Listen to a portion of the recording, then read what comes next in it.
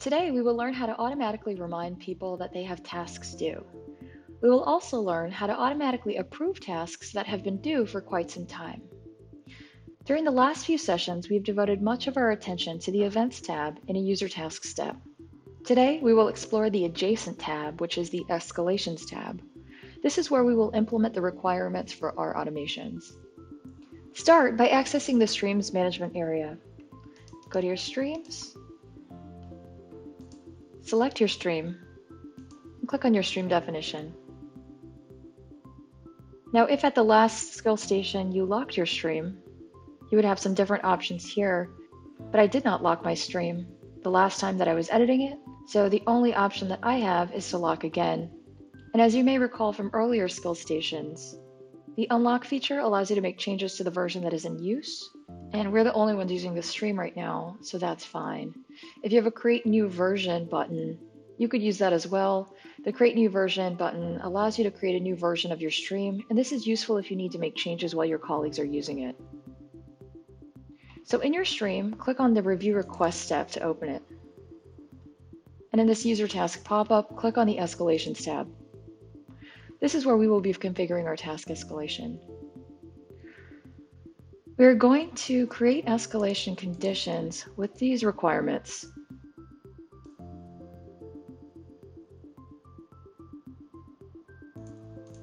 To accomplish this, we will need to create email templates for the different reminders. First, we will need to create a task is due soon email reminder template. Just go back to your stream definition canvas. Hover your mouse over the email templates section in your components catalog to reveal the new function and click on that. Make your email template look like this one, adding merge field values for the pieces of information that the system can pull in to personalize the email. Remember that you can click on the magnifying glass icon to find the merge field values. Pause the video to model yours after this one.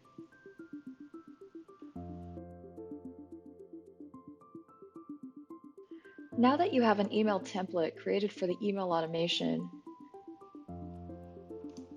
save your changes and go back to your stream definition canvas.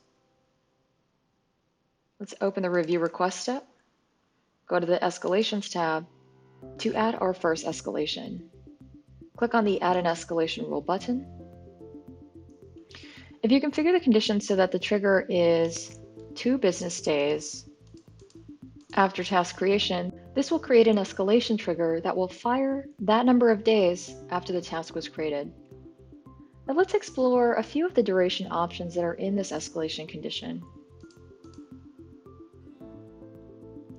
The submission date is the day that the request was submitted. The task acceptance date is the day that a task was claimed, and this is useful when a task has multiple owners. We will learn more about that at the next skill station. The date present in a field is useful when a field in a data component is driving the escalation. So for example, if you worked at a loan processing company and you had a loan that needed to be processed within 30 days of a date present in a loan application, then this option would be best to drive due dates, escalations, etc. Now, based on our requirements for the task escalation, we will define our conditions to trigger 2 days before the task is due. Back on the Escalations tab, we see in the Escalation Actions pull-down menu that we have options related to scenarios in which a task can be assigned to multiple people. For our escalation action, we will select Send Email. We're going to use the template that we created earlier, which is Task is Due Soon. We're going to choose Task Owner as the recipient. Next, let's add a second escalation condition. We want it to trigger 7 days after the task due date. So choose these options in your pull-down menus.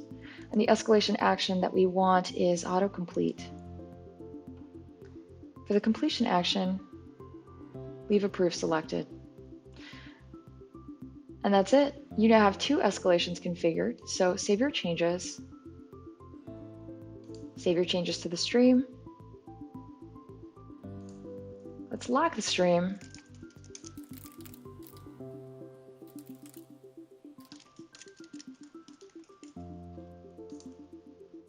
And now it's time for you to take your stream for a test drive. So go back to your home page, click on the Submit New Form button, and click on the Request Form to get started.